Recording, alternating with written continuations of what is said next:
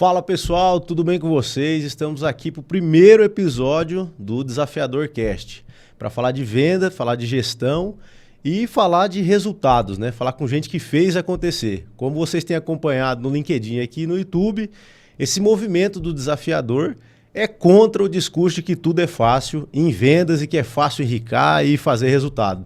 E pensando nisso, eu tenho convidado, como primeiro convidado, o diretor-geral da operação da Platform Size Latam, Rony Neri. Eu e o Rony temos aí quase uma década de trabalho juntos, né? Começamos na área de vendas.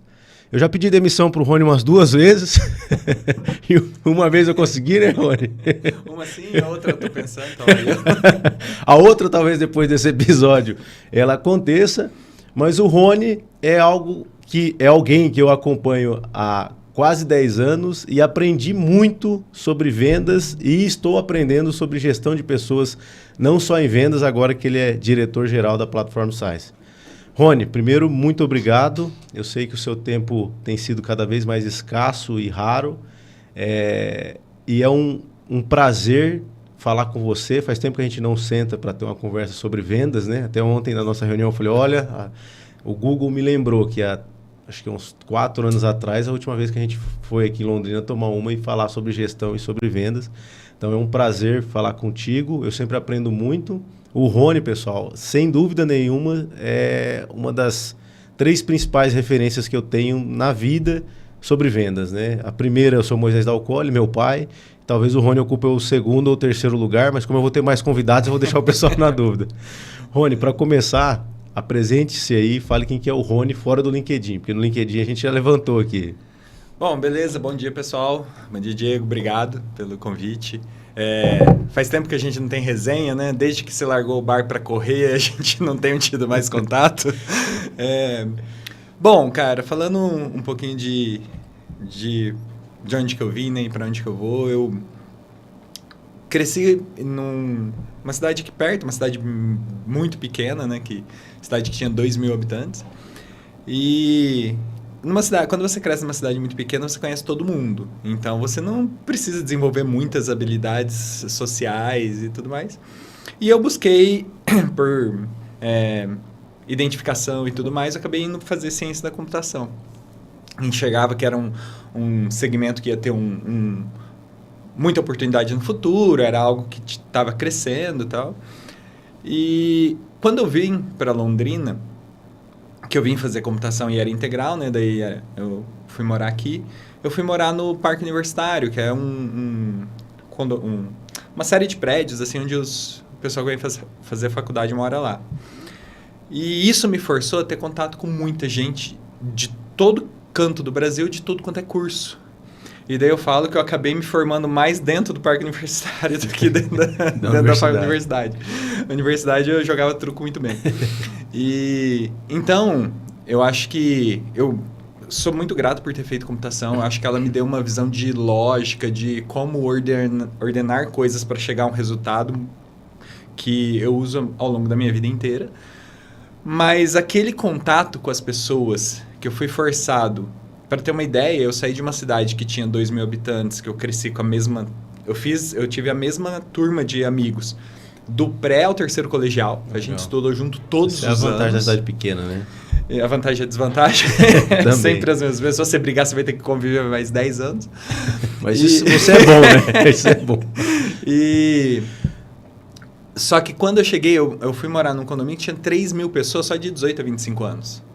Então, era um perfil muito diverso. E daí aí eu me interessei muito por conhecer histórias das pessoas. E entender que cada pessoa tem um caminho. Que não, quando você vem de cidade pequena, acho que você vem com muitos preconceitos setados, sabe? Sim. É o jeito que... É o jeito certo de fazer as coisas, né? E quando você começa a conhecer um monte de gente legal, que teve caminhos totalmente diferentes dos seus, com histórias de vida e com expectativas de vidas todas diferentes, eu comecei a me interessar muito por pessoas. Eu acho que era algo que já existia, né? Eu acho que a gente sempre acaba desenvolvendo algo que você já tem lá dentro, uma semente. E isso foi algo que me acelerou depois para ir para vendas. Tanto que eu terminei ciência da computação, em 6 meses eu estava em vendas. E aí, todas as minhas experiências, todas as empresas que eu passei ao longo da minha vida foram empresas de tecnologia. Então, eu sabia que eu ter o conhecimento técnico seria uma vantagem competitiva de eu juntar isso com vendas. Legal.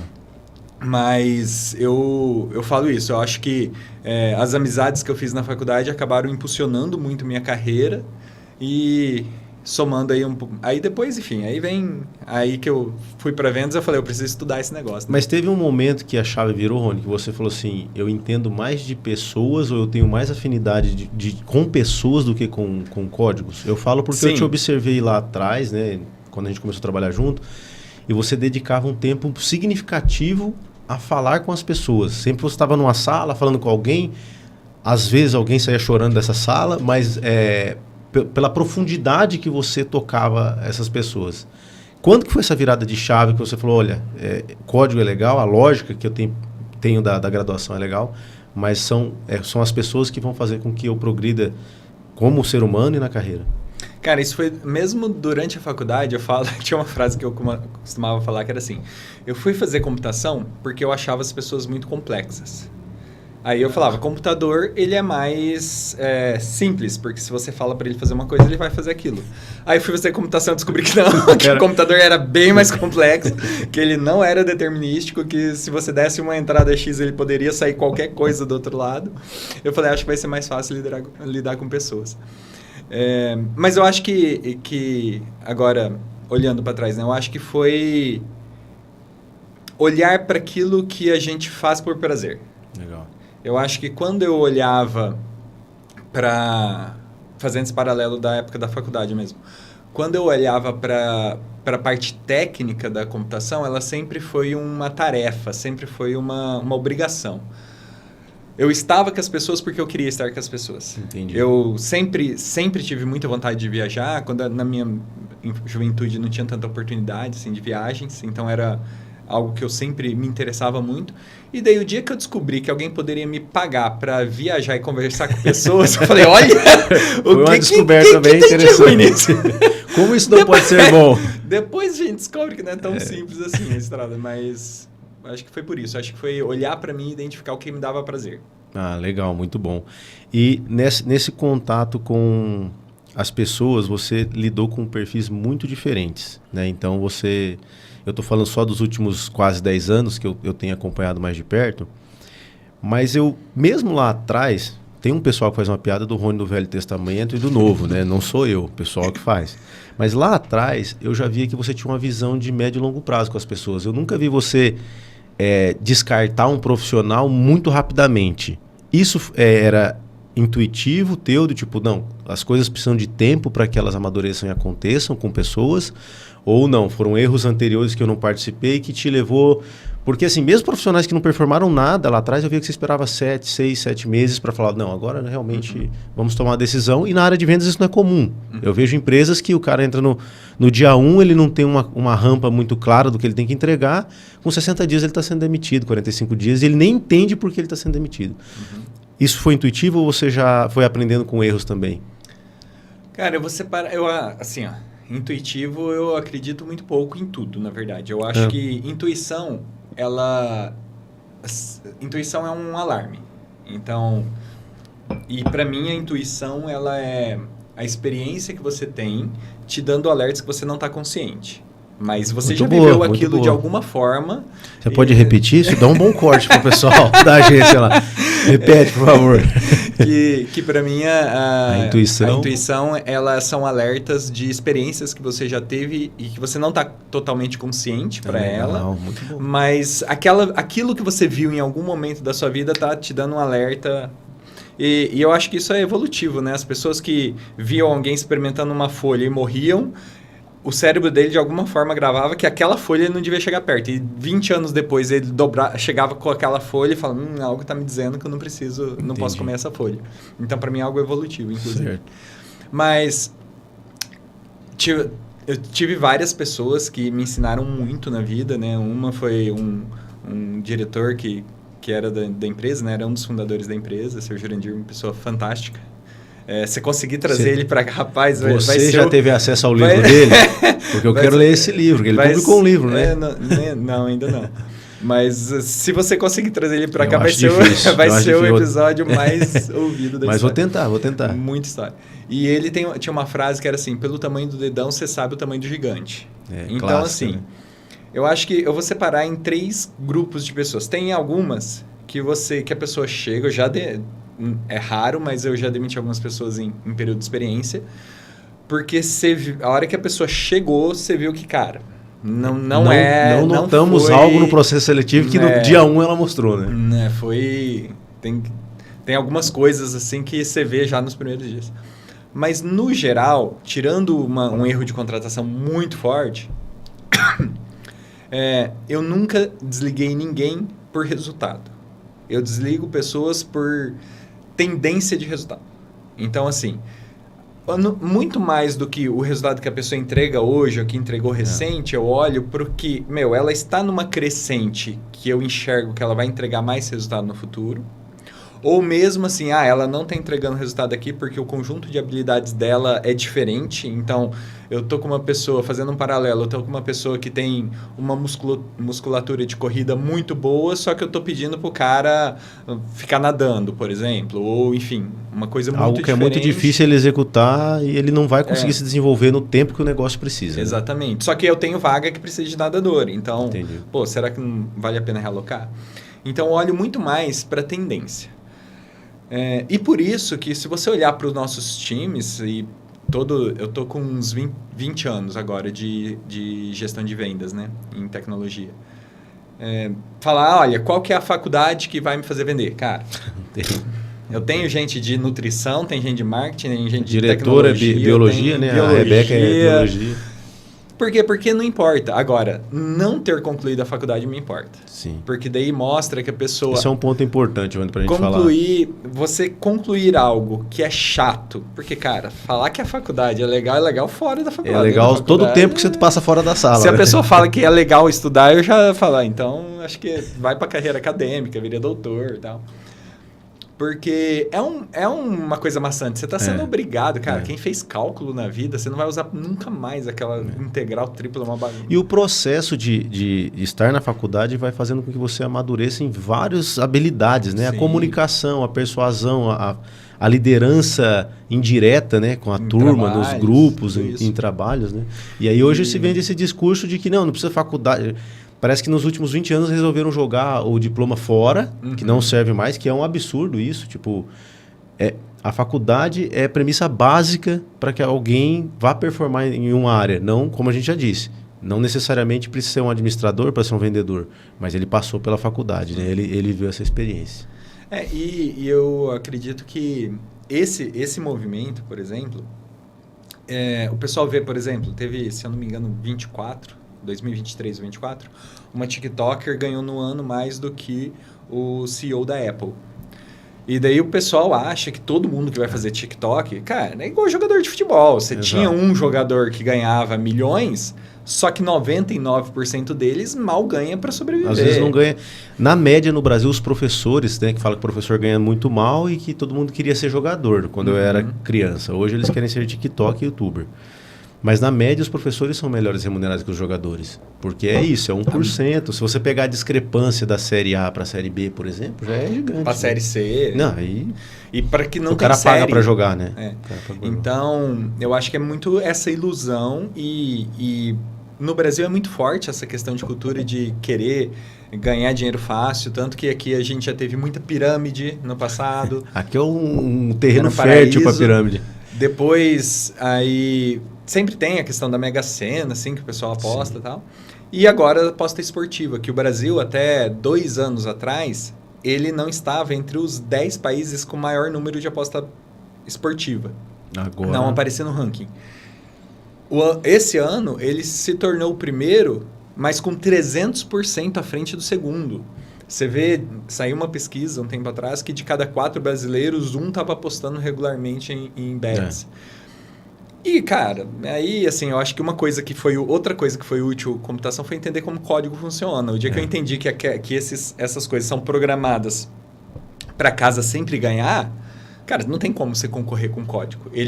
Porque quando ele é pior do que o cassino. Porque quando era o cassino, você ainda tinha a questão de probabilidade. Hoje não, hoje eles sabem quando desenvolvem um algoritmo, seja rede social, seja bet, seja qualquer coisa que dependa de público, esse algoritmo ele sabe o que ele precisa te dar para te viciar, para te ganhar lá na frente. Então é tudo uma ilusão de que você está tendo sorte, não existe sorte contra um algoritmo. Então eu acho que é matemática pura, né? É. Não tem... Então eu acho que e a rede social que eu tenho, eu acho que ela pode ser usada com moderação, mas qualquer coisa que vira um uso muito grande. Então acho que no fundo, essa visão que o pessoal está tendo agora de que tudo é fácil, eles sempre tiveram. Eu acho que só tem mais exposição disso. Agora é mais exposto, né? Mas seja das pirâmides lá atrás, seja de apostas, seja de uma série de coisas, eu acho que é essa ânsia de ficar rico muito fácil. O Brasil tem uma desigualdade econômica gigantesca, né? Então, e tem natural um que as pessoas... fetiche pelo rico, né? O Brasil tem o brasileiro ele tem esse fetiche de admirar a ostentação, que a gente viu um movimento muito forte nos últimos anos também. E ele acha sempre tem um segredo, né? Um pulo do gato. Não, olha, se eu fizer assim, igual o fulano fez, vai dar certo. Mas isso eu nem julgo, porque você é pai também, você sabe que a primeira vez que o filho dorme a noite inteira, você tenta descobrir todos os passos que você fez. Não, olha, coloquei uma roupa azul com bolinha vermelha, daí eu tomei 2 goles de água. Você tenta, é instintivo do ser humano sempre tentar criar um ritual que chegue ao resultado esperado, né? Muito bom, muito bom. E falar de ritual, eu quero entrar agora um pouquinho nesse segundo bloco da nossa conversa, onde falar de gestão comercial e rituais que são tão importantes na área comercial. Mas antes, eu gostaria que você desse uma carteirada, que não é no seu feitio, você não fez ainda, mas dá uma carteirada aqui falando o que foi feito desde Veltec até Platform Science, com a tua liderança, para que o pessoal que vai assistir esse episódio entenda que quem está falando teve uma trajetória aí longa para defender as teses que vai defender aqui. Então, dê uma carteirada aí, fale tudo que você fez nesses anos. Cara, eu acho que de uma forma geral, e aí eu vou ir para o clichê. Por favor. Você quer entregar resultado bom, contrate gente boa. Ponto. Então, acho que o que eu fiz, trouxe gente muito boa. Gente que é muito melhor que eu, inclusive. E daí eu acho que, quando a gente olha lá para trás, hoje,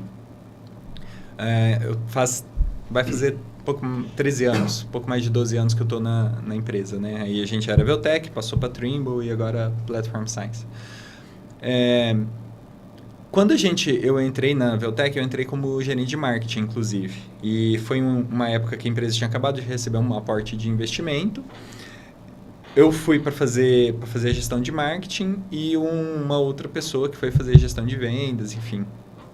Essa pessoa acho que acabou não tendo fit com a empresa, não tinham algumas coisas de visão em comum, assim. E um ano depois eles acabaram me propondo... Que ano que era isso, Rony? Foi... 2014? Eu entrei em 2012. 12. E aí em 2013, quando fui completar um ano de empresa, me chamaram e fizeram oferta para assumir o time de vendas.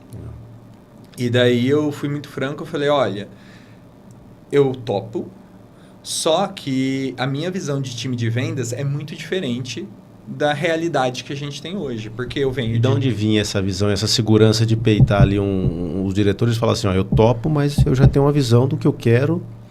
Você estava começando ali a escalar um negócio SaaS, né? É que eu já tinha passado por uma... Quando eu me formei, eu montei uma empresa. Legal. Eu fiz o oposto do que a galera faz, né? Normalmente o pessoal se forma, vai para uma empresa, depois abre um negócio. Eu fiz o inverso. Eu tinha muita vontade de ter um negócio, então quando eu me formei, eu já montei uma empresa, que era uma empresa de SaaS também. Legal. Junto com sócios, enfim, amigos e professores. E eu fui gestor comercial dessa empresa por 6 anos, mais ou menos, até eu sair. E... Ô Marrone, que é isso, cara? Bom, então, aí a gente montou essa empresa, eu fui gestor comercial por 6 anos, até que eu acabei optando em sair do negócio. E lá a gente já tinha um projeto de RP, então eu já conhecia mais ou menos como o mercado de RP funcionava, e quando eu saí, fui trabalhar numa empresa de RP grande que era sênior, na área comercial também. E aí, esse mercado de venda de softwares de grande porte, né, que são os sistemas de gestão, ele era muito mais profissionalizado. E eles tinham consultores de vendas com uma formação técnica, Para eu entrar na sênior, eu tive que fazer um processo de treinamento e certificação de vendas de software para eu entrar. Então, eles me fizeram uma proposta. Eles fazem o treinamento antes de entrar. Eles me fizeram uma proposta, aí falou, olha, Rony, você começa dia 1º, do dia 1º até o dia 20, você tem que fazer essa certificação de vendas, aí vai ter uma avaliação, você tem que passar nessa avaliação. Você passou nessa avaliação de certificação de vendas, você vai fazer uma certificação técnica de produto. Aí eu fiquei mais uns 10 dias. Qual que era a base de metodologia, você lembra? Era Spin? Era Solution Selling na época. Solution Tinha um pouquinho de Spin, mas mais focado em Solution Selling. Legal. E aí, depois tinha certificação de produto, para ver se você conseguia, em nível superficial, entender o produto e tudo mais. E depois de 30 dias, você terminava a parte de certificações. Passou na certificação de venda, passou na certificação de produto, aí você começava... aí depois de... Esses 30 dias você estava, então, como colaborador, mas ele era um pré-requisito para estender a experiência. A experiência. Aí você... Então, isso te dá base para você chegar na Veltec e falar lá para o seu Jurandir, na época, Dalton, a galera, e falar, olha, eu tenho uma visão já de como ter um time comercial que vai entregar essa escala, esse crescimento que vocês precisam. Né? Eu tenho uma visão de qual que é o perfil do consultor, porque aí é uma questão importante, tá? A Veltec, ela tinha definido uma visão que ela queria ser o fornecedor preferido das grandes empresas do Brasil até uma data X. Sim. Aí eu falei, bom, se você quer... eu sou muito objetivo, assim. Então, é aqui que você quer chegar? Para chegar aqui, você precisa de alguém que consiga vender para as grandes empresas. Que você tem que ter um perfil que vá discutir com um gerente técnico, com um gerente de suprimentos de uma Ambev, de uma Petrobras, de uma Vale, e ele consiga apresentar para esses caras e sustentar isso para esses caras. Então, se é lá que vocês querem ir, se é lá, é um perfil diferente. É um perfil que tem que ter postura, tem que ter argumento, que tenha que saber lidar com o cara. Você vai conversar, ninguém chega a ser gerente, diretor de uma multinacional só no Miguel. Geralmente o cara tem uma estrutura. Eu falava, quando eu assumi a parte de vendas, inclusive, eu falava, cara, tem uns diretores de empresa que em 1 hora de discussão, negociação com o cara, aprendia mais do que 6 meses de MBA. Então, esse respeito e essa visão de quem vai estar do outro lado, você precisa ter uma relação equilibrada, senão... Então, eu entendo porque a Veltec tinha um determinado perfil ali no começo, que ela começou a crescer, venda para empresas de menor porte, estava mais no varejo, então era mais relacionamento, mercado, né? Exato. Mas para dar o salto que queria, tinha uma diferença. E daí eles falaram, não, é para lá que a gente quer ir, é para lá que os investidores acordaram que faz sentido seguirmos. Então, beleza. Aí eu montei um plano de trazer pessoas que tivessem esse equilíbrio entre habilidade de venda e conhecimento um pouco mais técnico, né, de produto. O que você classificou na época e que você sustenta até hoje dessa habilidade de venda? O que entra de hard e soft skill nessa habilidade de venda? Porque tem gente que acha que ainda o vendedor é o boa praça, é o cara que é muito gente boa, é muito relacional, conta a melhor piada na roda. E eu estou terminando o meu livro sobre vendas e eu começo falando que se você me conhecer, você não vai achar que eu sou um vendedor porque eu não sou muito simpático. Então... Você ainda é mais, é menos ainda. Então, assim, como você definir essas hard e soft skills para contratar alguém? Cara... Lá e agora, né? Eu vou dizer o que eu olho, que a pessoa... Lembrando da tendência? Sim. O que a pessoa é capaz de desenvolver. Eu acho que ninguém que teve sucesso, ou quase ninguém que teve sucesso em vendas B2B, ele é aquele perfil que cria laços instantâneos com as pessoas, que fica... Porque o pessoal tem uma visão de vendedor que é aquela pessoa que senta na mesa e começa a conversar e fala de um monte de coisa enfim, gente boa, né? Só que, cara, quando a gente está falando de um gerente de logística da Coca-Cola, por exemplo, esse cara tem trocentas mil coisas para resolver ao longo do dia dele. Papinho, né? Se você sentar e nos primeiros 10 minutos você não entregar nada de valor para ele não vai te ouvir. E o pior, ele pode até te ouvir, mas ele não vai ter uma segunda reunião. Exato. Então, eu acho que... Ele sai frustrado desse papo. Ele fala assim, eu perdi 1 hora da minha vida. Que esse é o sentimento que eu tenho quando alguém vem despreparado falar comigo. Tipo, pô, perdi 1 hora do meu dia. Entrevista, né? A gente já fez umas entrevistas que... Triste. Você só queria ter voltado no tempo. Então, eu acho que esse respeito e entender quem está sentado do outro lado da mesa e o que essa pessoa espera foi esse diferencial. E daí, voltando à pergunta da carteirada, 12 anos depois, eu diria que a gente fatura em um mês muito mais do que a gente faturava em um ano. A gente gera lucro em um trimestre mais do que eu faturava em um ano. Então, acho que quando você olha, e aí é crescimento sustentável, daqui a 10 anos a gente vai faturar em um mês mais do que a gente fatura agora em um ano. Eu acho que então assim, tem perfis e perfis de gestão. Tem perfis que são para crescimento continuado sustentável de um negócio, que é onde eu me identifico mais. E tem pessoas que são para crescimentos exponenciais, que falam, não, olha, eu vou pegar dinheiro, vou assumir um risco, vou quebrar 3 vezes. Não é o meu perfil. Eu não tenho esse perfil de prometer, falar, cara, não, vamos fazer um empréstimo de 1 bilhão que a gente vai crescer 300% esse ano. Não vai. Não é isso que eu acredito. Então, você resume essa carteirada em hoje fatura em um mês o que quando você assumiu lá faturava em um ano. Eu não sei o quanto eu posso falar de números aqui, que a gente teve uma conversa ontem com a Ana, mas a gente tá falando que nós estamos numa empresa hoje que num valuation de 1 bi já, né? Platform Science. De 1 bi, global, né? Sim. E quando você olha para isso, pesa muito as costas na responsabilidade, porque toda vez que você faz o negócio crescer, eu vejo em todos os aspectos da vida, né? Quando você atinge um novo patamar, parece que a responsabilidade cresce só, né, cara? É difícil a gente relaxar, né? Como que é isso para você? Eu sou bem mais tranquilo nisso, assim. Eu acho que, óbvio, tem momentos, principalmente a hora que tem um revés, porque achar que hoje a gente olha e fala, a história foi linda, né? Foi uma crescente. Cara, você tem um eletrocardiograma que tem que tender para cima, mas varia muito. Então, eu acho que a grande questão que eu te digo, eu continuo me divertindo. Eu continuo dando risada. É visível. Ontem a gente teve uma reunião de liderança. Eu sou muito transparente. Então, pro bem e pro mal, né? Tem horas que eu deveria ter uma poker face melhor.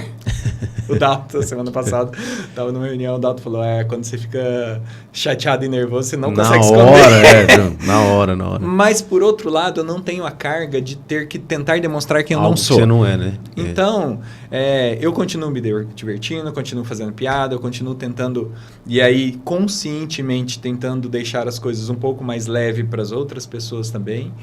E eu fico tranquilo, porque eu tenho um time... E aí eu vou falar das lideranças da empresa de uma forma geral, mas todo o time, que se cobra mais do que eu cobro eles. Quando você tem alguém que a barra é alta, você não precisa se preocupar. Não quer dizer que a pessoa vai acertar sempre. Vai ter hora que ela vai cometer erros. Mas na média, ela vai acertar muito mais. Isso foi construído culturalmente, Rony? Porque eu estava entrevistando uma pessoa há uns 15 dias atrás, um pouco mais, que queria entrar na Platform Science e os gestores da área me pediram para eu fazer a entrevista final, né? E aí eu cheguei a citar para a pessoa, falei, olha, quando eu não estou entregando o meu resultado, ou não está aquilo que eu esperava, eu me sinto mal quando eu chego aqui no escritório, porque eu olho para os outros meus pares e falo, poxa, eu não estou no mesmo nível, talvez, que eles nesse momento de entrega. E parece que sempre foi assim, cara, porque eu lembro na época de Veltec, quando eu entregava a meta, eu estava no paraíso, aí eu vou falar um pouco de gestão emocional, time comercial contigo, que eu acho que você teve que fazer muito esse trabalho muitas vezes. Isso foi construído culturalmente, isso faz parte da cultura, porque eu acho que a gente traz um pouco de Veltec ainda e vai sempre trazer, né? Isso é cultural, esse nível de cobrança, essa autorresponsabilidade? Eu acho que isso você tem que tentar identificar desde da entrevista. Eu acho que ontem a gente até teve uma conversa que eu falo que você cria uma comunidade, então a empresa é uma comunidade. Sim. E essa comunidade tem comportamentos e valores. Quem destoa acaba sendo expelido. Sim. Então acho que quando você constrói um time onde a média, o time é um time comprometido, que quer crescer, está engajado, e com o tempo você vai reconhecendo e promovendo essas pessoas. Então, as pessoas que tinham mais aquele comportamento crescem. Isso cria um ritual que, quando chega alguém diferente, ou a pessoa sai ou saem com ela, porque ela destoa da comunidade, sabe? Eu acho que isso vale para todo tipo de valor. Então, se você vai para uma comunidade religiosa, por exemplo, e você tem valores muito diferentes, você não fica lá no longo prazo. Então, para mim, você vai... Ou tem dois caminhos. Ou você cria um círculo virtuoso de comportamentos que você quer e você fomenta, reconhece. E aí, fazendo um gancho já, né, que você falou que ia comentar um pouquinho sobre gestão de vendas, uma coisa que me marcou muito foi a primeira vez que eu li, daí isso já na Venda Desafiadora, que ele falava, não adianta você querer criar algo se você, na prática, reconhece uma coisa diferente. Então, assim, olha, eu quero ter uma direção segura, mas se o motorista entregar mais rápido, ele recebe um bônus. Cara, ele não vai priorizar a segurança, ele vai priorizar a velocidade. Então, o que a sua política de vendas reconhece? Uma coisa que eu, pessoalmente, sempre fui contra. Teto de comissão. Na minha cabeça não faz sentido. Não, também não. Na minha cabeça, se tem uma pessoa que faz 300% da meta, que ganhe 300% da comissão. E tem empresa que quer escalar, Rony. Eu tenho visto, eu converso com alguns outros segmentos.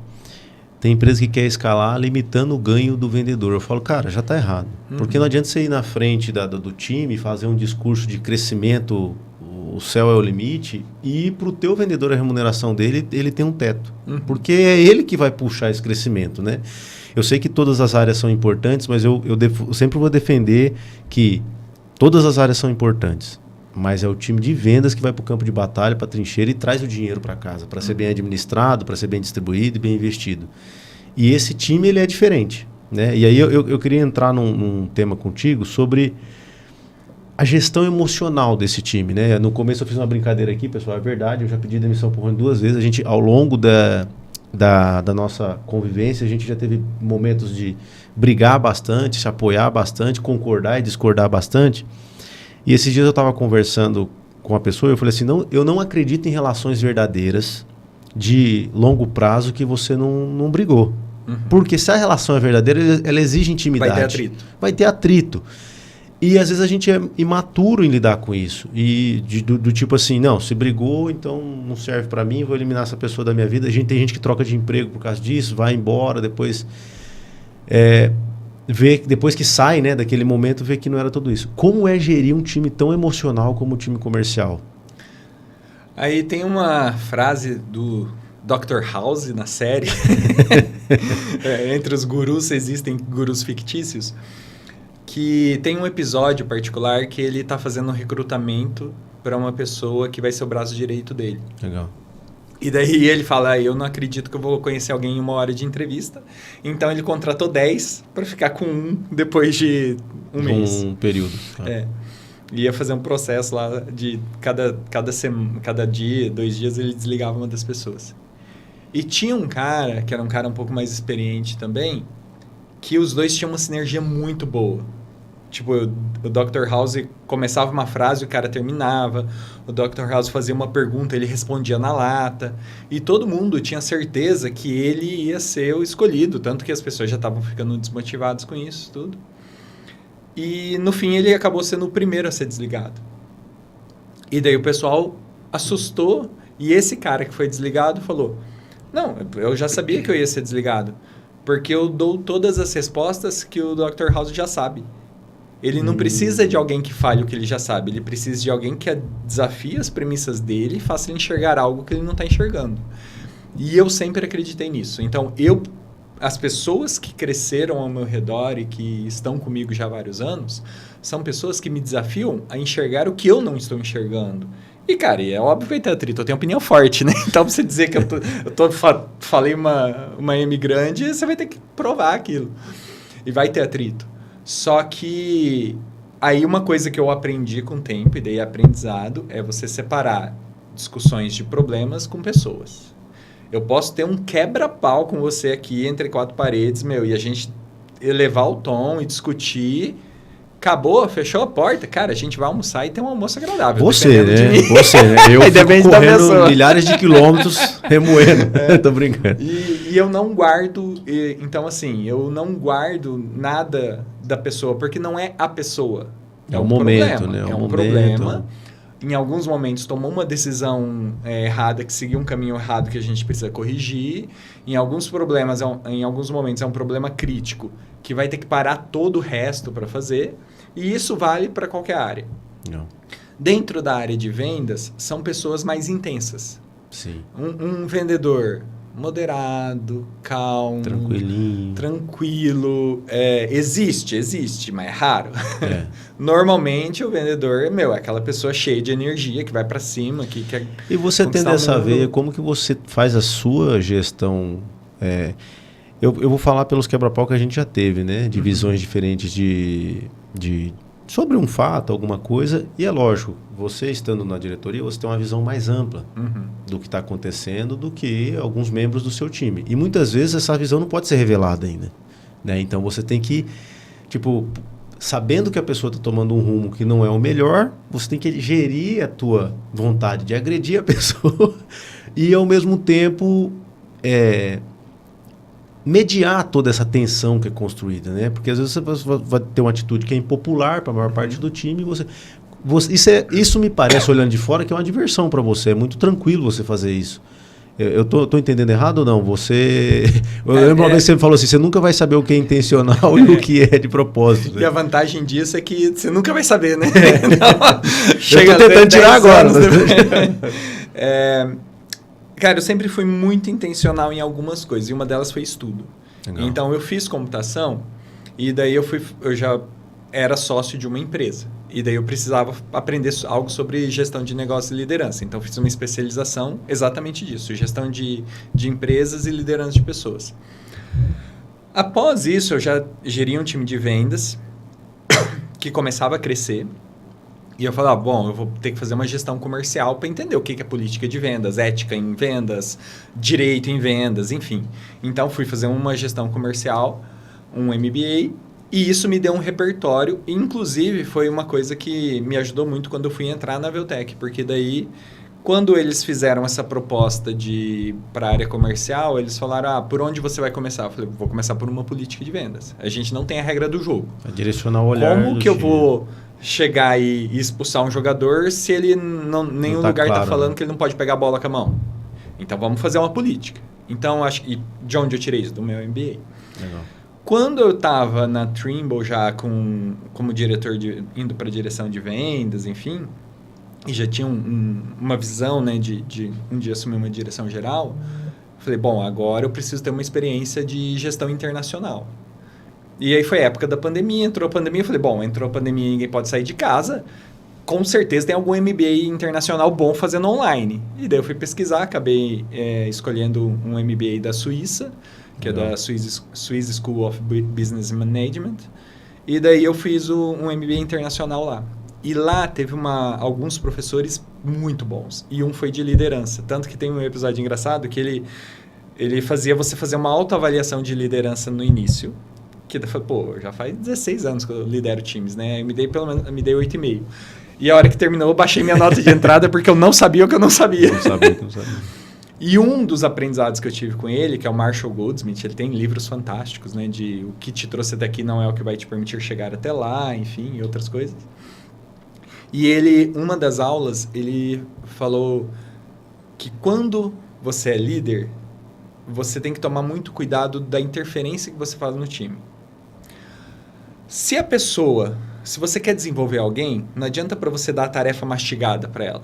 Você não desenvolve alguém dando trabalho braçal. Você desenvolve alguém dando desafio e permitindo que ela explore e cresça naquele desafio. Nesse caminho, ela vai cometer erros e acertos. Qual que é o teu papel enquanto gestor? Esse caminho que a pessoa pegou para resolver o problema. Vai chegar lá? Ele pode não ser o caminho óbvio, mas ele vai chegar? Vai. Deixa a pessoa seguir. Porque às vezes é uma tendência do líder, pela experiência que você tem, você falar, mas se você for por aqui vai ser mais rápido. você melhora 20% o resultado imediato, do negócio, só que você mata 50% do engajamento, porque deixou de ser um projeto dele para ser um projeto seu. Ele deixou de fazer porque ele queria resolver para ser uma implementação sua. Eu acho que esse é um dos erros clássicos do líder júnior, né? Ele fica interferindo o tempo todo, muitas vezes por falta de confiança, que o liderado vai saber fazer. E também tem uma questão de ego, né, Rony? Muitos líderes, ele quer ter a cereja dele ali. Ele fala, não, olha, o projeto só deu certo porque eu fiz essa interferência. E o líder o ego é maior do que a liderança dele, ele mata o time porque o time não vê a oportunidade de brilhar. Sim. Ele é sempre periférico no negócio. E é uma miopia. Cara, o resultado que eu entrego é o resultado que o meu time executa. Exato. Eu não faço nada, não tem nada. Eu não coloco um pedido, eu não faço a expedição de um equipamento, eu não programo uma linha de código, eu não fecho um relatório financeiro, eu não faço nada. O meu papel é trazer gente boa, fazer eles trabalharem em sinergia, e deixar eles caminharem para o lugar certo. É isso.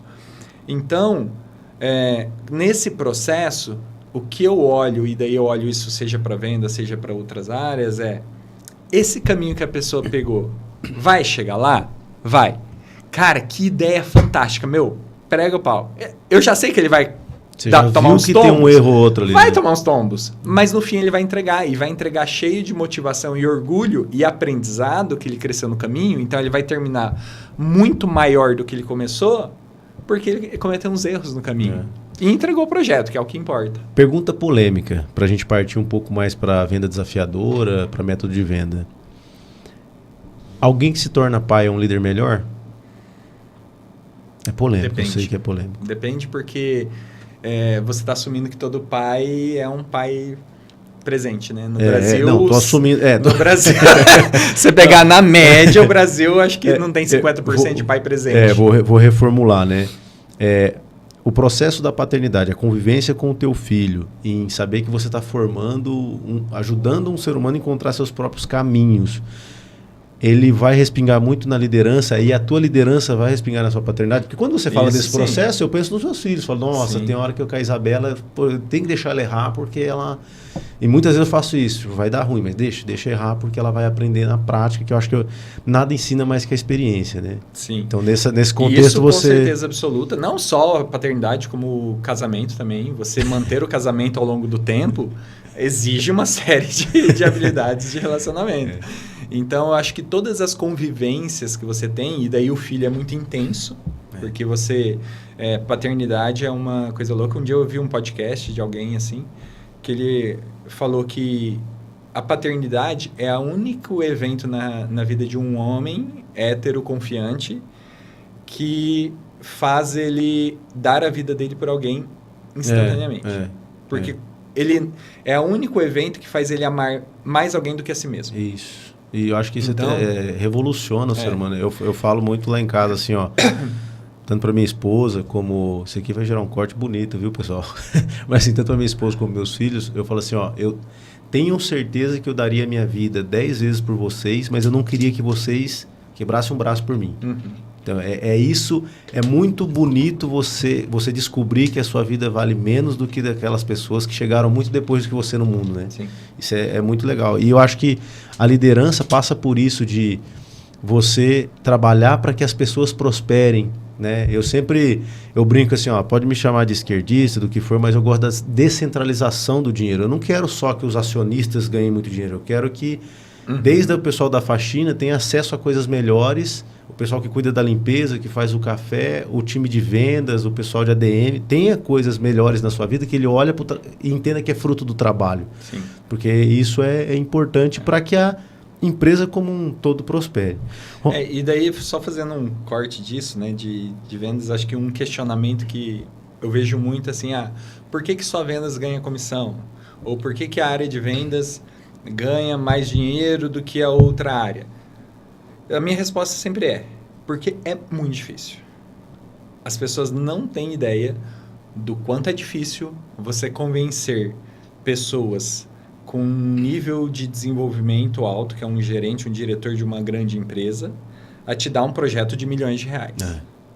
A pegar um orçamento de milhões de reais e destinar para a sua empresa. Então, como eu falei, né, você convencer essa transferência de dinheiro envolve uma série de habilidades. E voltando a uma pergunta que você fez no começo, que eu acho que eu desviei e nem respondi, de habilidades, o que eu vejo como habilidades essenciais?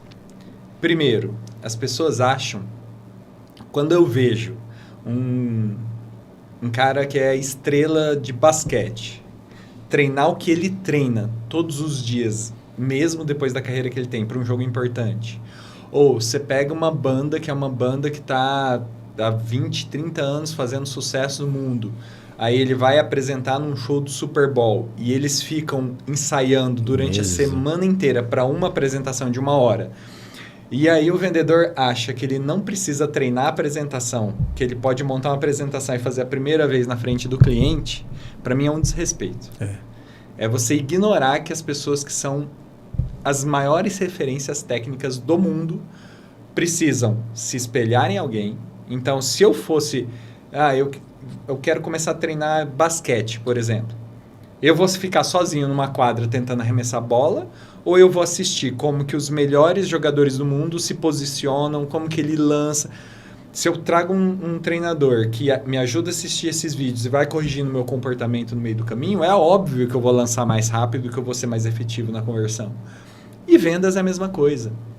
Então, para mim, uma grande diferença foi enxergar a venda como uma sequência de passos, como uma metodologia que você não existe. Uma ciência, né? Que a Lúcia, lá do DNA de Vendas, fala muito disso. Pelo menos a primeira vez que eu escutei foi dela. Sim. Que venda é ciência com arte. E eu acredito muito nessa visão de Sim.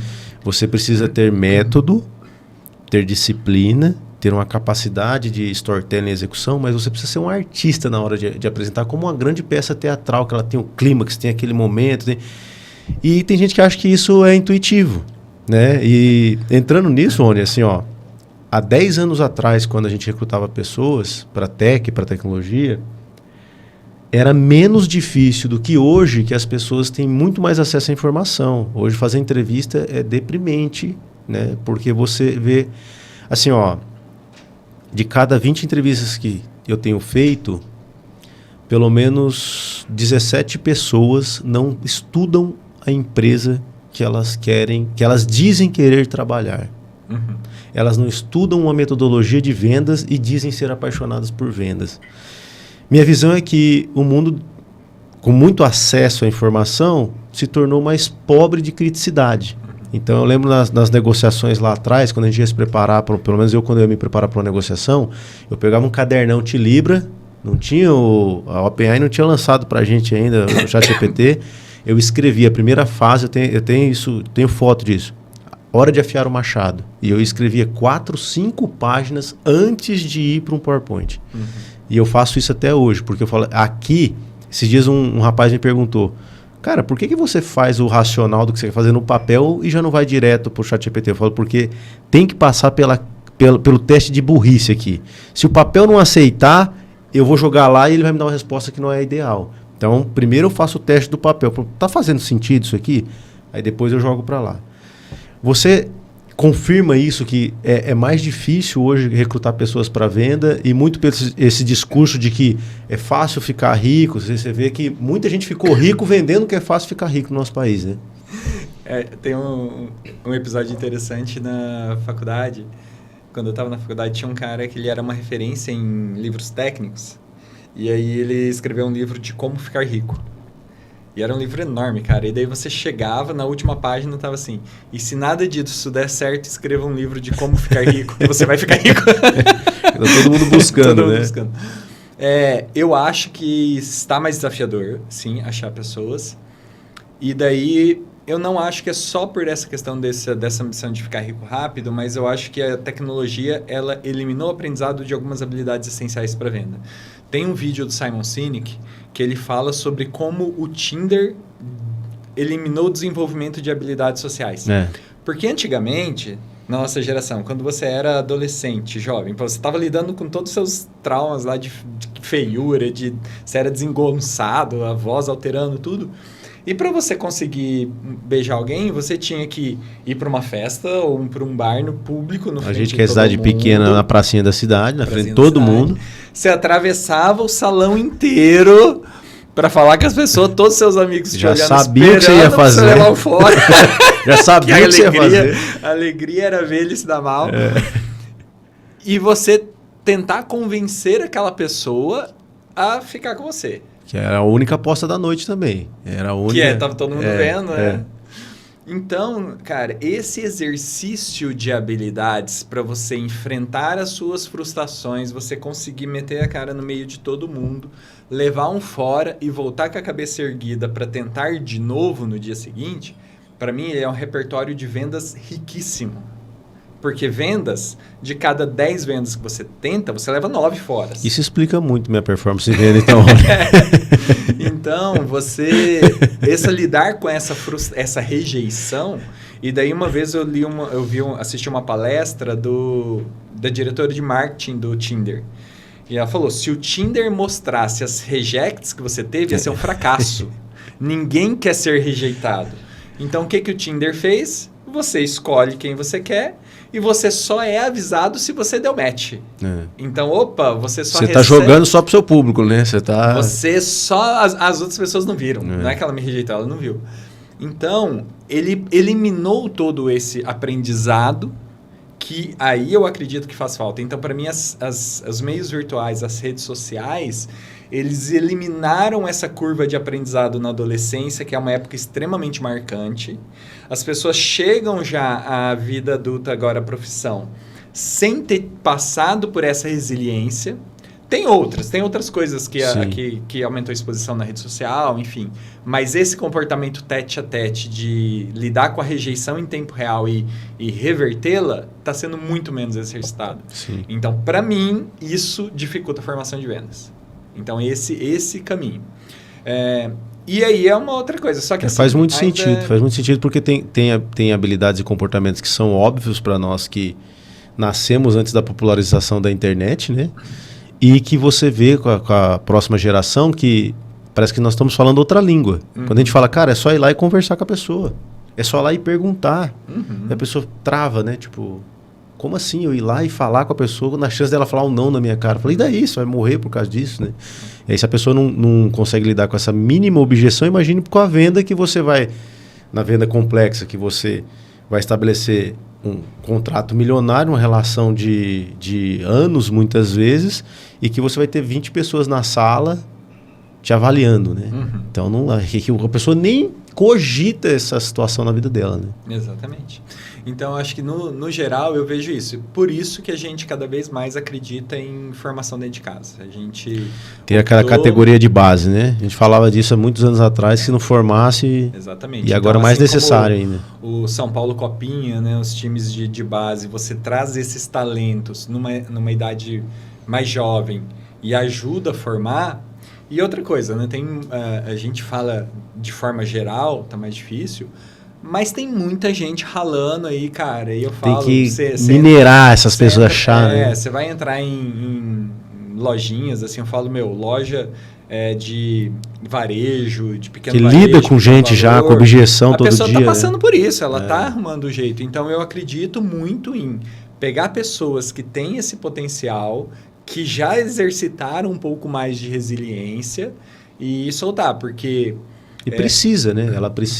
Ela vê a venda como uma oportunidade de escala social. Sim.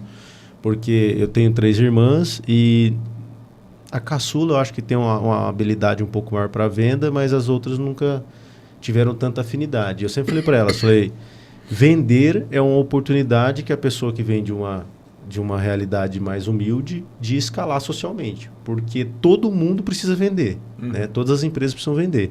E quando ela encontra um bom profissional nisso, normalmente eles são melhores remunerados, né? Então, a galera do fundão está ganhando mais dinheiro do que talvez a galera que estava sentada lá na frente, né? Eles desenvolveram algumas habilidades. Tem gente da frente que está ganhando bem também. E aí uma outra coisa, só para fechar, é que, aí pensando em carreira de vendas, né? As pessoas acham que se ela se tornar o melhor vendedor, ela vai ser gerente e diretor de vendas. Não necessariamente, porque o conjunto de habilidades é diferente. E aí eu pego o paralelo do Bernardinho. Uma vez entrevistaram o Bernardinho e falaram, cara, o que você acha que foi essencial na tua carreira que te fez o melhor treinador de vôlei do mundo? Ele falou, eu não era um jogador top. E daí, quando eu tinha um nível suficiente para entrar em times de elite, mas eu ficava no banco. Como eu ficava no banco, eu ficava observando os jogadores e falava, aquele cara tá fazendo cagada, ele tinha que ter se movido para lá. Ó, se tivesse se movido para lá, tinha defendido a bola. Então, ele falou, se às vezes, se eu tivesse sido um dos jogadores de performance que estava na quadra o tempo inteiro, ele não tinha observado, não tinha formado esse repertório todo. Rony, mas pensando em formação de venda, para a gente começar a partir para a conclusão, nós passamos por um período lá atrás em que o spin selling era a lei, né? A gente aplicava o spin como método de venda e depois nós adotamos e implantamos a venda desafiadora, que eu particularmente foi um encontro de método que eu gostei muito. Eu falei, porra, é isso, né? Eu não sei quantas vezes eu já li aquele livro. Eu acho que a primeira vez foi em 2017. Acho que umas 6, 7 vezes eu sempre quero reler, porque para mim ele é a bíblia de venda. Sim. Porque tem alguns conceitos que a gente vai relaxando, né? A gente vai esquecendo, né? 2 perguntas. O quanto essas metodologias impactaram nessa escala ao longo dos anos, né? A gente faturar hoje em um mês o que faturava num ano. E para mim não existe venda desafiadora sem a base, que é o spin. Qual que é a sua visão disso? Eu acho que elas são coisas complementares. Eu acho que a venda desafiadora, eu concordo, é uma bíblia porque ela é um roteiro base. Eu não tenho dúvida de que uma pessoa que entende e aplica a venda desafiadora, porque você ler e você executá-la... É bem diferente. É bem diferente e saber executá-la na hora que você está na frente do cliente. Porque uma coisa é planejar a reunião, outra coisa é estar executando a reunião. Então, eu acho que para mim a venda desafiadora ela é a mais completa em uma base, em um caminho, em saber o que você tem que fazer em cada momento e também entender o papel de outras áreas, como o marketing, por exemplo, porque a gente não implementou venda desafiadora só na venda, a gente implementou venda desafiadora no marketing, na comunicação. Hoje, quem suporta esse discurso, os argumentos... Quanto tempo a gente demorou para consolidar isso? Porque tem gente que acha assim, não, o gerente leu o livro, deu uma palestra para o time e agora... Esse é nosso método, né? Até refinar marketing e vendas foram o quê? Uns 3, 4 anos para começar a consolidar? Eu diria que a gente está há 12. A gente está evoluindo. E ainda vai porque o jogo muda, né? Os clientes mudam, o cenário econômico muda. A concorrência copia um pouco do discurso, né? Mas eu acho que assim, 2 anos para a gente começar a ter um resultado em decorrência daquilo, 4 anos para ser algo já sistêmico. Mas é isso, ele vai caindo, vai entrando gente nova, vai reduzindo, vai caindo em desuso, você volta, é um mantra. Só que aí falando do spin, eu acho que o spin ele é uma ferramenta diferente. Ele é na hora do pega mesmo, que você está negociando com o cliente, o spin é muito rico. Então ele não é para mim o spin não é uma metodologia de vendas, é uma técnica de negociação na mesa, a hora que você está no... Então, por exemplo... De contorno de objeção, principalmente, né? Então, a hora que você está dentro da arena, que o leão veio para o teu lado, como que você desvia do leão? Para mim, isso é o spin. Porque a venda desafiadora vai te dar o roteiro, aí você vem com o roteiro perfeito. Só que daí você encontra um cara do outro lado da mesa que não está num bom dia e ele veio para acabar com a sua tese que você levantou ali. Você fez uma tese de ROI, você fez uma tese de projeto para ele e o cara hoje está afim só de arrebentar com alguém. E você o cara... Aí se você não tiver o spin, você sai desmoralizado. E aí eu vou dar um exemplo da nossa convivência, né? Quando eu fui te chamar para você voltar, né? Depois da primeira vez que você pediu admissão, eu te conheço o suficiente para saber que se eu chegasse com uma tese pronta, você passou 2 semanas se preparando só para derrubar minha tese. O que eu fiz? Eu cheguei lá com uma folha em branco e falei, cara, a gente tem um desafio, como você resolveria esse desafio? Como que você vai argumentar contra a sua própria tese? É possível, é possível. Mas isso é uma dúvida que eu sempre tive. Se você tem essas ideias 5 minutos antes de me encontrar, ou se você passou semanas pensando também. É um plano. Então, e daí eu acho que tem outras ferramentas. Então, você pega Persuasão, né? Que é um livro, tem Persuasão e... As Armas da Persuasão, né? Então, do Cialdini, você tem livros de como chegar ao sim, você tem várias ferramentas que, para mim, eu gosto muito de estudar, Então, para mim, assim, você tem é uma caixa de ferramentas. Cada técnica, cada livro que você lê, se você pega a essência dele, é uma ferramenta que você coloca dentro da tua caixa. Isso. Se você chegou na frente de um cliente e um cliente precisa de uma chave de fendas, se você tem aquela chave de fendas, você vai ser muito mais efetivo. Se você só tem a chave Phillips, já vai ser mais difícil. Você vai tentar pegar o canivete... E não vai dar certo. Então, para mim, é isso. Para mim, eu acho que a venda desafiadora, ela é uma bíblia, é um mantra, mas ela não responde todas as perguntas, Sim. mas ela já dá uma vantagem competitiva. Sim. Uma pessoa que entende e aplica a venda desafiadora vai vender 2, 3 vezes mais do que alguém que não tem. E vai conquistar o respeito do ouvinte, né? Porque ela parte da premissa de você saber mais da operação do cliente do que o próprio cliente. E aí você vai... o cara vai ver assim, você se preparou para estar na minha frente. Eu só vou fazer um ajuste. Eu não tenho a pretensão de entender mais da operação do cliente do que o meu cliente. Eu tenho a pretensão de entender mais como que a tecnologia aplicação da minha tecnologia muda, como a tecnologia muda a vida do cliente do que o cliente. Isso. Porque ele não tem experiência. Se ele tiver experiência de implementação de tecnologia, ele teve 1, 2 vezes na vida que ele teve que implementar uma tecnologia.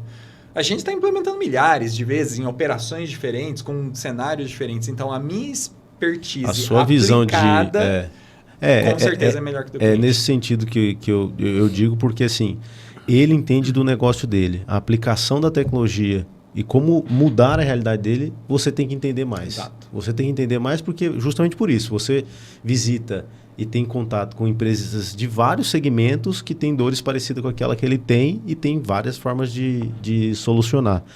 Quanto mais se aumenta esse repertório, mais desafiador você fica, né? Porque a metodologia fala disso, de você desafiar as premissas dele. Ah, mas isso... Eu já ouvi várias vezes. Ah, isso não dá certo aqui.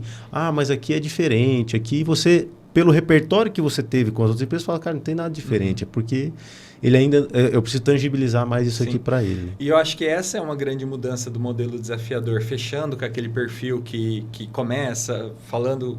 ser o amigão, né, o boa praça ali com o cliente, porque se ele quer ser boa praça, ele não vai criar mal-estar. Você quer vender para alguém que tem dinheiro, mostra para ele que ele está perdendo dinheiro. Exato. Isso vai criar mal-estar. Então, assim, se alguém que é uma pessoa aí ambiciosa, o ROI tem que estar na mesa, crescendo, né? que quer crescer na empresa, quer ser promovido, quer gerar resultado, quer gerar dinheiro, ou quer ganhar mais dinheiro, e você mostra para ele que ele está perdendo muito dinheiro, cara, isso dá um comichão no estômago, aí você pescou o cara. Então, acho que esse é o resumo. Ele vai se abrir para ouvir um pouquinho mais o que você tem a dizer e como fazer isso, né? Ele quer saber o como e a gente mostra esse novo caminho, né? Como está lá na metodologia. E uma outra coisa que eu sempre falo, né? Às vezes o pessoal fala assim, eu tô tentando falar com o cliente e ele não me responde. Eu falei, sim, porque você está tentando vender um cartão de crédito para ele. Ele não precisa do cartão de crédito. Né? Agora, me fala uma coisa. Se cada vez que ele atendesse o telefone, você fizesse um Pix de R$100 para ele, você acha que ele te atenderia? Sim.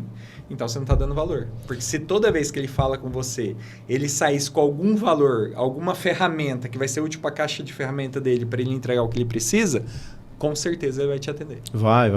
Por mais ocupado que ele seja. Esses dias atrás eu passei por uma experiência com uma vendedora da Vox2U, que é uma escola de comunicação.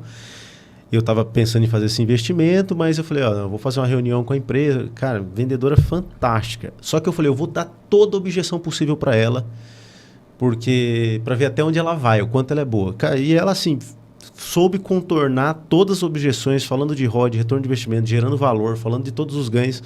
Então, por mais ocupado que eu seja, e todas as vezes, teve vezes dela falar comigo 10 horas da noite, eu respondi ela. Eu falava, cara, essa pessoa ela não está preocupada. Lógico, ela tinha a meta dela para bater. Isso é óbvio, mas assim, ela realmente estava preocupada em me levar a tomar uma decisão que ia me deixar um retorno de investimento. E aí você respeita a pessoa, você admira. E essa já... Eu já estou querendo contratar. Se você estiver vendo esse podcast, ela manda o currículo. Ela mora em Natal, no Rio Grande do Norte. mas ela é muito boa, muito boa. Deve estar ganhando muito dinheiro lá. Rony, partindo para a gente concluir que a gente até estourou um pouquinho no tempo. Acho que se a gente tivesse mais tempo, a gente falaria horas e horas e horas, né?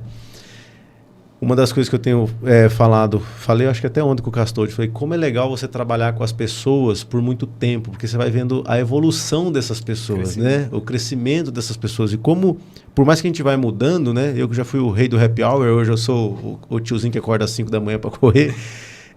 Os valores fundamentais, eles permanecem e isso sustentam essa relação, né? Então, antes de partir para os finalmente, eu queria mais uma vez te agradecer. De verdade, eu fico muito feliz de poder gerar esse conteúdo que ele vai ficar agora no YouTube aí por muito tempo. E quantas pessoas teriam oportunidade de falar com o diretor-geral de uma operação que escalou como escalou e ouvir que tem pessoas que estão por trás dos negócios, que estão olhando humanamente para as pessoas, olham para número, para resultado, mas pensam no longo prazo.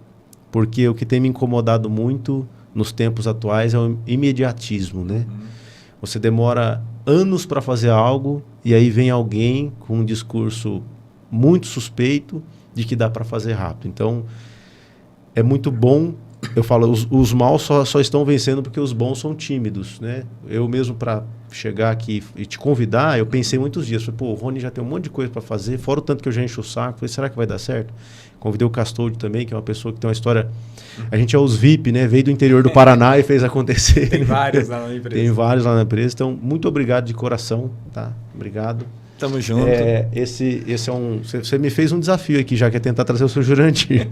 Eu acho que esse é muito difícil, mas vou tentar a rede de contatos aí. Eu vou ler o livro dele primeiro. É aquilo, não, você já tem. Ou não, eu já tenho. Vamos atrás da humilhação agora. Como a gente diz em menos. Eu queria que você deixasse um pouco de... Para quem ouviu até aqui, né? A gente tem quase uma hora de conversa, um pouquinho mais. O que você quer deixar de legado? Eu acho que... Tem gente que fala que não tem essa preocupação. Quem está afim da vida, eu acho que sempre quer deixar um legado. E que conselho você dá para a galera mais nova aí? Porque a gente já está ficando com a barba branca e precisa chegar uma geração nova e assumir as coisas também, né? Então, por favor. Bom, em primeiro lugar, obrigado, né? Uma honra estar aqui, sempre muito bom ter essas resenhas contigo. Sobre a barba, finalmente eu posso falar a respeito da minha barba branca. Eu tô com demorou, aqui já, eu vou cortando eles aos pouquinhos. Sobre legado, ter transformado a vida das pessoas. Eu acho que todas as interações que a gente tem, você tem a oportunidade de escolher se aquela pessoa quer sair melhor ou pior da sua interação. Você quer que essa pessoa saia mais inteligente ou mais burra depois de ter... Eu já vi umas palestras que eu falei, nossa, o pessoal tá saindo mais burro do que eles entraram aqui. Saiu burro motivado. Já vai fazer cagada. Então, eu tenho um propósito pessoal que é ajudar as pessoas a ser dentro do que elas têm de objetivo de vida, de alguma forma eu ajudar a ela poder dar o próximo passo. Eu acho que essa é mais do que... mais importante para mim, e aí sendo totalmente transparente, mais importante do que ter feito uma empresa crescer, é ter feito pessoas crescerem. Porque a empresa é só um grupo de pessoas. Ela cresceu porque muita gente lá cresceu. Assim como muita gente vai crescer nos próximos anos. Então, desenvolver e ajudar pessoas a crescer e ajudar essas pessoas a desenvolver outras pessoas para crescerem. Então, acho que um legado, frase da lápide, né? Toquei de forma positiva a vida de muitas pessoas. Legal, muito bom. Sem hipocrisia nisso. E uma mensagem final para o pessoal é assim, se você tem ambição, você quer crescer, você é uma pessoa inteligente e você não se conforma com as coisas, então assim, se você vê algo errado ou algo que não deveria estar acontecendo e você se incomoda com aquilo e você vai lá e mete o dedo, e às vezes até mete o dedo em umas coisas que você acha que você nem deveria, mas você tem aquele negócio, aconteceu. Você vai crescer. Então, aí é procurar uma empresa que te dá oportunidade. Infelizmente, nem todas as empresas dão oportunidade. Mas essa é a essência para mim. É você querer crescer, você ser esperto e procurar caminhos para crescer. Então, se você está ouvindo esse podcast até aqui, muito provavelmente na parte de inteligência você já passou, porque você estaria consumindo outra coisa. Então, assim, se você tem essa indignação, cara, vai crescer, vai procura vaga lá na empresa, a gente sempre está procurando gente boa, então entra lá, manda currículo. Até deixar na descrição do vídeo aqui o LinkedIn do Rony, se ele vai responder eu não sei, mas vocês mandam lá uma mensagem, peçam uma oportunidade. O WhatsApp eu respondo com 48 horas, o LinkedIn com 48 meses, mas a gente tem pessoas que respondem mais rápido. Procura o pessoal lá. Manda mensagem pro Diego, ele vai me mandar no WhatsApp, aí eu mando os que forem aprovados nessa primeiro contato aí. E daí eu queria deixar um parabéns para você por essa iniciativa de ajudar a tornar o mundo mais inteligente. Então, parabéns, sempre respeito pessoas que produzem conteúdos que fazem as pessoas pensarem e progredirem. Então, parabéns, conte comigo sempre. Tamo Obrigado, junto. Rony, te agradeço demais. Pessoal, Rony Neri, né, um papo muito profundo sobre venda, sobre gestão de pessoas, sobre crescimento. O Rony é o primeiro personagem aqui que deixa claro que crescimento leva tempo, demanda investimento, demanda cuidar das pessoas, e é o que esse movimento do Desafiador das Vendas tem trazido para vocês. Então, obrigado por quem ficou até aqui. Se inscrevam no canal, a gente está quase 1 milhão de inscritos, falta só 990 mil e uns quebradinhos. Então a gente chega lá. Mas, brincadeiras à parte, nós não estamos preocupados em volume de pessoas. Nós estamos preocupados com esse tipo de gente, interessada, inteligente, que busca crescer. Inclusive, estamos com 6 vagas, 7 vagas lá, só no comercial. Só no comercial é só aqui, né? Só se pegar canal, aí tem muito mais. Se pegar canal então... de vendas, a gente passa de 10. Então, muito obrigado por você que ficou até aqui e até um próximo episódio. Valeu, tchau, tchau. Obrigado, Rony. Valeu.